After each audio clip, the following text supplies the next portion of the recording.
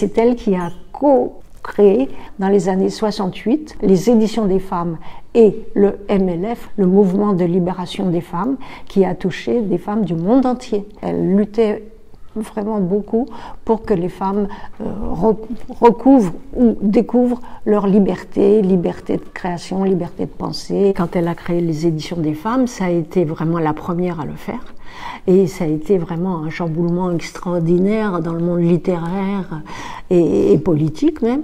Et donc voilà, elle a eu le courage de faire ça. Puis on a vu énormément de femmes qui n'osaient pas écrire ou qui se sont jetées dans l'écriture et qui ont comme ça pu publier non seulement leur autobiographie, mais aussi leurs réflexions sur le monde, sur la vie, sur la liberté, etc.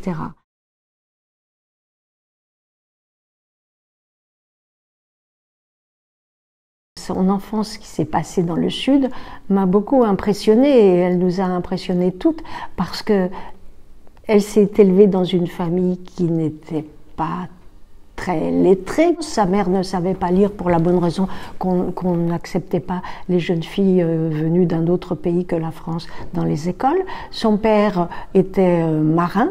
Il faisait le tour du monde et donc c'était pas un grand lecteur, mais tous les deux étaient des gens extrêmement intelligents qui avaient une préoccupation pour leurs enfants, les études, les études, les études, et notamment pour la petite Antoinette. Donc des études, elle a plongé dedans, elle en a fait, elle était remarquable. À sa culture s'ajoutait aussi la politique et la psychanalyse. La politique, c'était son père qui était communiste et qui était extrêmement engagé, et la psychanalyse, c'était sa mère, si on veut, parce que sa mère n'avait pas fait l'école, comme on l'a dit tout à l'heure, mais en même temps, elle avait une ouverture d'esprit extraordinaire et un goût du vivant, un goût du vivant. Cette rencontre qu'elle a projetée et que nous avons réalisée dans la Villa du Sud, avec la mer et le grand jardin. Et bien là, c'est dans le Sud que j'ai entendu pour la première fois Antoinette dire des poèmes, mais qu'elle avait créés.